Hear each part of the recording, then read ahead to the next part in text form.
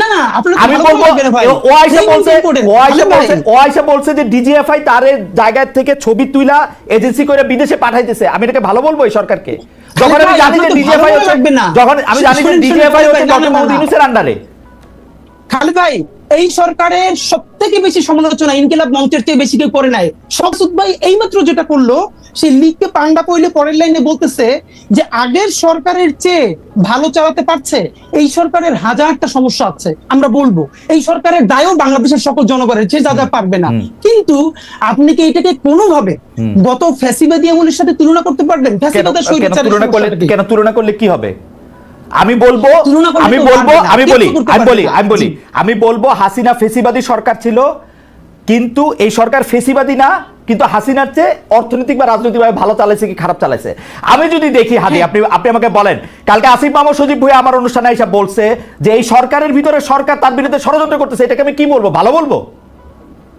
এখন সরকার প্রধান যদি মনে করে যে ডিজিএফআই আমার কথা শুনছে না, উনি ডিজিএফআই আগা 5 তলা চেঞ্জ করলেই পারেন, করেন না কেন? এইগুলি আসলে কিছু না। আমি বলি আপনাকে, ওনারা যেগুলি বলে না, এ করতে দেয় না, ও করতে দেয় না, আসলে এই গভর্নমেন্টকে আমি মনে করি একটা নন সিরিয়াস টাইপের গভর্নমেন্ট। এই গভর্নমেন্ট যখন ক্ষমতায় আসে গত বছর, এই গভর্নমেন্টের উপর তখন আপনি ধরুন 8 তারিখ তারা ক্ষমতায় আসলো, 8 তারিখে যদি আপনি দেশের মানুষকে জিজ্ঞাসা করতেন এই গভর্নমেন্টের উপর আপনার সাপোর্টটা কেমন আছে, আমার মনে হয় না যে আওয়ামী লীগের 2-1 পান্ডা ছাড়া আর কেউ বলতো যে এই গভর্নমেন্টকে আমি সাপোর্ট করি না। কেউ বলতো না। এত সমর্থন নিয়ে বাংলাদেশের ইতিহাসে আর কোনো গভর্নমেন্ট আসে নাই। এবং এখন পর্যন্ত আজকে 1 বছর হয়ে গেছে, এই 1 বছরে আপনি কোনো একটা পলিটিক্যাল পার্টিকে দেখতে পাবেন না যারা নাকি অফিসিয়ালি এই গভর্নমেন্টের উপর অনাস্থা দিয়েছে, পাবেন না। মানে এত সাপোর্ট অন্য কোনো গভর্নমেন্ট পায় নাই বাংলাদেশে। সেরকম একটা গভর্নমেন্ট এত সাপোর্ট দেয়া করলোটা কি, করছেটা কি, এটা আপনি বলেন। তারা কি আগের গভর্নমেন্টের যে খুব ভালো চালাতে পারছে? কোন দিক দিয়ে পাচ্ছে? উত্তরের যে সিটি কর্পোরেশনের নিয়োগটা, আমি সিম্পল একটা কোশ্চেন করতে চাই, আমি একটা সাধারণ মানুষ, আমি একটা প্রশ্ন করতে চাই। এই যে এজাজ সাহেবের একটা সিটি কর্পোরেশন চালানোর মতো তার সিভিতে কি লিখতে পারবেন উনি যে আমার এই ধরনের অভিজ্ঞতা আছে? কিন্তু কাউলা এখানে আমাদের একটা এনজিও চালিয়েছেন পরিবেশ বিষয়ক এবং আরেকজন উপদেষ্টার কাজিন, এই তো তার যোগ্যতা। কিন্তু কাউল ভাই, আমি আপনাকে একটু এখানে প্রশ্ন করতে চাই, আমরা যারা সিটি কর্পোরেশনের মেয়র যাদেরকে দেখেছি তাদের কি যোগ্যতা কোথায় ছিল 2-4টা চুরি বাটপারি করা ছাড়া? শুনেন, সিটি কর্পোরেশনে আমি ধরে নিচ্ছি হাইপোথেটিক্যালি তাদের কোনো যোগ্যতা ছিল না, আমি ধরে নিচ্ছি। সাহেব ধরেন অথবা আতিক সাহেব ধরেন, ধরে নিচ্ছি চোর বাটপার সব ঠিক আছে, কিন্তু তারপরেও তারা একটা সিস্টেমের মধ্যে দিয়ে আসছে। সিস্টেমটা কি? জনগণের ভোট নিয়ে আসছে অথবা ভোটের নামে নাটক করে আসছে, যাই হোক একটা সিস্টেমে তো আসছে। উনি আসছেন কিসের মাধ্যমে? এটা বুঝান না রে ভাই। উনি কিসের মাধ্যমে আসছে? উপদেষ্টা পরিষদ ঠিক করছে, সজীব ভুঁইয়ার চিঠির মাধ্যমে আসছে। ওকে, আসতে পারে, আমার কোনো সমস্যা নাই। আসিফ মাহমুদ সজীব ভুঁইয়ার চিঠির মাধ্যমে আসছে। তখন আমি আসিফ মাহমুদ সজীব ভুঁইয়াকে জিজ্ঞাসা করবো যে এত লোক থাকতে আপনি ওনাকে নির্বাচন করলেন কোন যোগ্যতায়, কি দেখে? আপনার সঙ্গে তার খাতির আছে? সে আপনার দস্ত লাগে? ব্যাপারটা কি বুঝান আমারে ভাই। আমি কি বুঝতে চাইতে পারবো না? কিন্তু কামাল ভাই ব্যাখ্যা পাচ্ছেন না কোন আপনি? কিন্তু কামাল ভাই, যদি এখন ডক্টর ইউনূস আসিফ মোহাম্মদ সজীব ভুঁইয়াকে বলেন যে আমরা উপদেষ্টা পরিষদের সিদ্ধান্ত নিছি, তুমি এজাজকে নিয়োগ দিবা, ও রেজওয়ানার ভাই, ওকে নিয়োগ দাও, ওকে একটা চিঠি দিয়ে নিয়োগ দাও, তা আসিফ মোহাম্মদ সজীব ভুঁইয়া কি করবে? সেক্ষেত্রে ডক্টর ইউনূসকে এই কথা আসিফ মোহাম্মদ সজীব ভুঁইয়া বলুক, বলছে তো আমাকে কালকে অনুষ্ঠানে অন রেকর্ড বলছে। সে বলছে যে এটা বলে থাকে অন রেকর্ড, বলছে আপনাকে অন রেকর্ড বলে থাকে। তাহলে আমি অন রেকর্ড ডক্টর ইউনূসকে প্রশ্ন করতেছি, হ্যাঁ, আপনি কেন তাকে নিয়োগ দিলেন? আমাকে বুঝান ভাই, বুঝতে চাই। আপনি যে আমার দণ্ডমুণ্ডের কর্তা হিসেবে একজন লোককে বসাই দিলেন যার নামে হিজবুত তাহরীরের সঙ্গে সংশ্লিষ্টতার অভিযোগ উঠেছে, তাকে আমার কেন বসালেন? কোন যোগ্যতায় বসালেন? আমি আপনাকে প্রশ্ন করতে চাই। ডক্টর ইউনূস তো প্রশ্নের ঊর্ধ্বে না, অফকোর্স পৃথিবীর কেউ প্রশ্নের ঊর্ধ্বে না। আমি প্রশ্ন করতে চাই একজন নাগরিক হিসেবে, এই প্রশ্নের জবাব যদি না দিতে পারেন তাহলে ভাববো উনিও দুর্নীতি করছেন। আপনি কি কামাল ভাই, আমরা আবার আসবো আপনার কাছে, আপনি কি ওই ডিজিএফআইটা নিয়ে আর কোনো কিছু বলবেন? যে ষড়যন্ত্রের কথা আসলে নাসিরউদ্দিন পাটোয়ারি বলে মিটিংয়ে, আসিফ মাহমুদ সজীব ভাই বলতেছে, নাহিদ সাহেবও বলছেন কিছুদিন আগে, এনসিপিও বলতেছে, এটা নিয়ে কি আরেক 2 লাইন বলবেন আপনি? যে মানে এইটাকে আপনি আসলে কিভাবে দেখেন, যে সত্যি সত্যি কি এই এজেন্সিগুলি কারো বিরুদ্ধে কেউ এরকম করতেছে কিনা? এজেন্সিগুলি করতেছে না, এটা আমি বলবো কিসের বিবেচনা? আমার হাতে তো কোনো তথ্য প্রমাণ নাই। okay. আবার করতেও পারে, আবার করতে নাও পারে। এবং যদি করতে থাকে তাহলে এখনই করলো না আগে করে নাই, তাও আমি বলবো না। সমস্যাটা কি হয়েছে আমি বলি, যদি কিছু করে অথবা না করে, যখন কোনো একটা বিষয় আমার বিরুদ্ধে যায়, যখন কোনো একটা বিষয় আমাকে বিব্রত করে, তখন আমি কিন্তু একটা ভিলেন খুঁজে বেড়াই। এটা হলো আমাদের দেশের সাধারণ মানুষের মানসিকতা, আমারও মানসিকতা তাই। তখন আমি করে কি, যদি আমি নিজে দোষী হই, আমি কিন্তু আমার দিকে তাকাই না, আমার দিকে তাকানো উচিত যে আসলে কি এই জন্য আমি দায়ী। আমরা করে কি আমার দিকে তাকাই না, আমি একটা ভিলেন খুঁজে বেড়াই। যখন কোনো ভিলেন না পাই, তখন একজনকে এমন এক লোকের নাম বলি অথবা এমন একটা সংস্থার নাম বলি যাকে আমি ক্রস চেক করতে পারবো না। ওকে ওকে, এটা খুবই ইন্টারেস্টিং কথা বলছেন কামাল ভাই। আমি আপনাকে এই জায়গায় একটু আপনার কাছ থেকে একটু জনাব হাদির কাছে একটু যাই। জনাব হাদি, একই প্রশ্ন, আমি প্রশ্নটাকে এরকম করতে চাই, আপনি কি আসলেই মনে করেন কিনা সরকারের ভিতরে একটা সরকার আছে এবং কারো কারো বিরুদ্ধে ষড়যন্ত্র হতেছে, সেটার জন্য এজেন্সিকে কাজে লাগা হইতেছে, এবং এইটার জন্য এটা আপনি সরকার প্রধানকে, সরকার যারা চালাইতেছে তাদেরকে আপনি আসলে দায়ী করেন কিনা? আমি আসিফ মোহাম্মদ সজীব ভুঁইয়ার অবস্থা দেখেই বলতে চাই, চাঁদাবাজির জন্য যে গ্রেপ্তার, যিনি রিমান্ডে ছিল, তার একটা ভিডিও ফাঁস হয়েছে, সেই জায়গা ধরেও যদি আপনি একটু বলেন। জনাব হাদি। আসসালামু আলাইকুম, ঠিকানার দর্শকদেরকে শুভেচ্ছা। দেখেন, প্রথমত হলো আমাদের আলোচনাটা ওই যে উত্তরের সিটি কর্পোরেশনের মেয়র বা ওদিকে মোড় নিয়ে যাচ্ছিল, তো ব্যাপার হলো তাকে ডিফেন্ড করা বা কোনো কাজ আমাদের না। আমি শেষ থেকে একটু শুরু করি আপনার সাথে। যেমন ডিজিএফআই প্রশ্ন যেটা এসছে, এখন দেখেন এখানে একটা খুবই গুরুত্বপূর্ণ ব্যাপার হলো যে এজেন্সিগুলো রাষ্ট্রের অত্যন্ত গুরুত্বপূর্ণ পজিশনে থাকে, তাকে রাখতেও হয়, কিন্তু আমাদের জুলাইয়ের পরে যেটা কাজ ছিল, যেগুলোকে প্রফেশনাল করে তোলা, আরো বেশি প্রফেশনাল করে তোলা।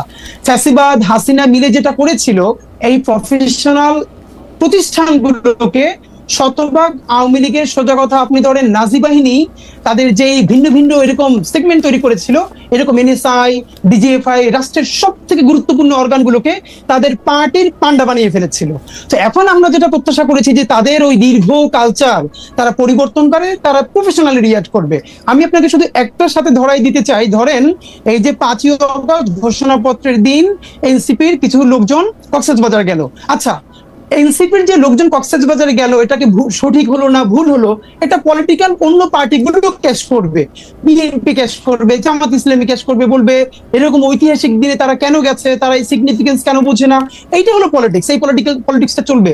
কিন্তু এই যে হাসনাতরা বা সার্জিসরা বা তাসনিম যারা কোন হোটেলে আছেন, কোন হোটেল থেকে কোন হোটেলে আবার যাচ্ছেন, সেই তথ্যগুলো দেয়া এবং সাংবাদিকদেরকে সেখানে জানানো, এইটা কি এজেন্সির কাজ? আমরা এই প্রশ্নটা কেন করছি না? আমরা বারবার বলছি জনাব হাদি, আমি একটু আপনাকে আবার, মানে আপনি একটু যদি আমাকে একটু সময় দেন, আমি আবার একটু ব্যাকগ্রাউন্ডটা বলি। আপনি ডিজিএফআই প্রফেশনালিজমের কথা বলতেছিলেন। 15 বছর হাসিনা শাসনের ডিজিএফআই কে একটা দলীয় বাহিনীর মতো ব্যবহার করা হয়েছে, এজেন্সিগুলিকে একটা দলীয় বাহিনীর মতো করে ব্যবহার করা হয়েছে। আসলে ডিজিএফআই কে এরকম দলীয় বাহিনীর মতো ব্যবহার করা শুরু হয়েছে এরশাদ সাহেবের সময়, তারপরে এটা বেগম খালেদা জিয়ার সময়, 9/11-এর সময় যে সরকার আসে, ডিজিএফআই সেই সরকারের বাহিনী হিসেবে ব্যবহৃত হয়। ওইটাই ডিজিএফআই এর, মানে যেটাকে বলা হচ্ছে জব ডেসক্রিপশনের মধ্যে পড়ে বলে এটা ওরা মনে করে। এই ডিজিএফআই কিন্তু, আমার তর্কটা হচ্ছে, এই ডিজিএফআই কিন্তু ডক্টর মোহাম্মদ ইউনূসের পারপাস সার্ভ করার কথা। আপনারা সেই প্রশ্ন কেন তুলতেছেন না যে এই ডিজিএফআই যদি ডক্টর মোহাম্মদ ইউনূসের পারপাস সার্ভ না করে, ডক্টর মোহাম্মদ ইউনূসকে দায়ী করা উচিত যে আপনার ডিজিএফআই এর উপর আপনার কন্ট্রোল নাই কেন? কারণ ডিজিএফআই কিন্তু সেনা প্রধানরাও কি বলে অ্যাকাউন্টেবল করে, সেনা প্রধানের উপর নজরদারি করে, সেনা প্রধানের আন্ডারে কিন্তু ডিজিএফআই না, নট এট অল। ওকে ওকে ওকে ওকে খালেদ ভাই, আমি একটু আপনাকে বলি, আমরা এই সরকার সম্বন্ধে একটা ফিডব্যাক গত 10 মাস ধরে দিয়েছি কমপক্ষে 100 বার, মিডিয়াও এটা প্রচুর আছে। আবার আপনাকে আবার আজকে বলি, রিপিট করি, এই সরকার হলো বাংলাদেশের ইতিহাসের সব থেকে জনসমর্থিত সরকার এবং সব থেকে দুর্বলতম সরকার।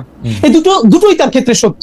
সেই সব থেকে জনসমর্থিত সরকার, গণ অভ্যুত্থানের সকল স্টেক তাকে বসিয়েছে, এবং সব থেকে দুর্বলতম সরকার এই অর্থে যে এখানে সে কন্ট্রোল নিতে পারে না।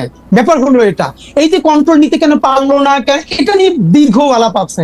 কিন্তু এখানে একটা দেখেন, ডক্টর ইউনূসের সাথে আর ইন্টারিমেরও যে একটা ভিন্ন জায়গা আছে, এইটা আমরা কিন্তু অ্যাড্রেস করি।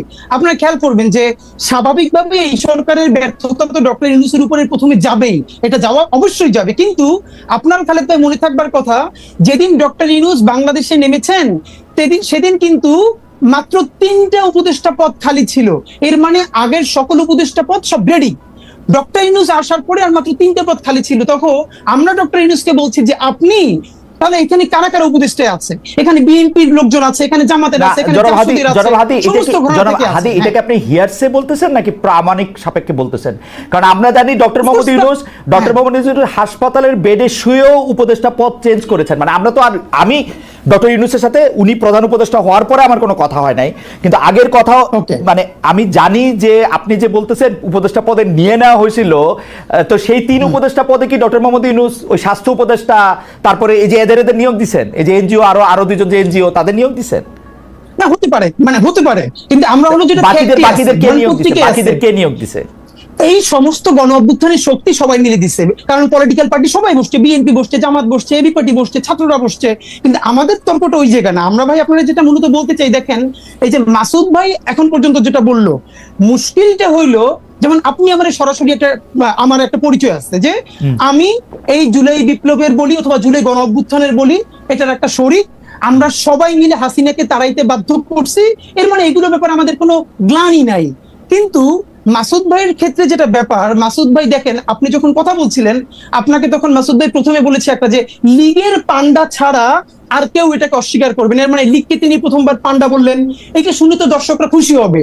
একটু পরেই যে কাজটা মাসুদ ভাই করেছেন ওইটাই হলো বাংলাদেশের জন্য সামনে। জনাব হাদি, আপনি কি মাসুদ ভাইয়ের কথা বিশ্লেষণ করবেন? তাহলে আপনি মাসুদ ভাইয়ের কথা বিশ্লেষণ করেন, আমি আপনাকে স্মরণ করাই দেই যে মাসুদ ভাই লীগকে পান্ডাই প্রথমবার বলতেছেন না, দর্শককে খুশি করার জন্য বলতেছেন না, এবং গত 15 বছর ধরে অন্তত পক্ষে 50,000 বার তিনি এইসব কথা বলেছেন।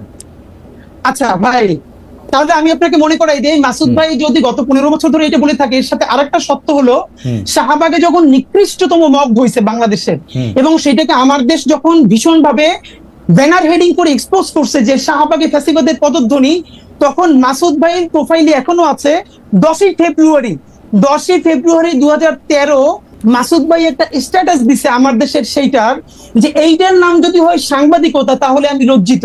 এর মানে যেই শাহবাগ বাংলাদেশের বিচার ব্যবস্থা ধ্বংস করছে, রাষ্ট্র ধ্বংস করছে, পুরো সিস্টেমকে কোলাপস করছে, সেইটাকে যে পত্রিকা এক্সপোজ করার পরে পত্রিকার সম্পাদক জেল কাটছে, মাথা তার উড়ে দিছে। কিন্তু আপনাকে আমি আরেকটু মানে একটা সেন্টিমেন্টাল জার্নি করাই। আমার দেশ পত্রিকা কিন্তু শাহবাগের এই আন্দোলনকে সমর্থন করেছে। আপনি 2013 সালের 6 ফেব্রুয়ারি, 7 ফেব্রুয়ারি, 8 ফেব্রুয়ারি পত্রিকা দেখেন। 9 ফেব্রুয়ারি বা 10 ফেব্রুয়ারি, আপনার মতো এত শার্প ব্রেন না, কিন্তু 9 ফেব্রুয়ারি এসে তারা এটাকে প্রতিধ্বনি বলেছেন, ফেসিবাদের প্রতিধ্বনি হোক, যে প্রতিধ্বনি বলেছেন সেটা বলেছেন। এখন ঘটনা হইতেছে যে আমরা সাংবাদিকতা ছাত্র ভাই, আমরা কোনো একটা পত্রিকার রিপোর্টে যখন একটা অবজেক্টিভ জায়গা থেকে যখন একটা সাবজেক্টিভ জায়গা নেওয়া হয়, আমরা আমাদের প্রাইভেট ওয়ালে মাসুদ ভাই জবাব মাসুদ ভাই দিবেন, মাসুদ ভাই আমার থেকে মানে আমি মাসুদ ভাই একদল করি এরকম ব্যাপারটা না, কিন্তু আমরা যখন কোনো কিছু সাবজেক্টিভ মানে এটা আমাদের ট্রেনিং ভাই, কোনো কিছু যখন অবজেক্টিভ জিনিসটা যখন সাবজেক্টিভ হইতে দেখি আমরা এটাকে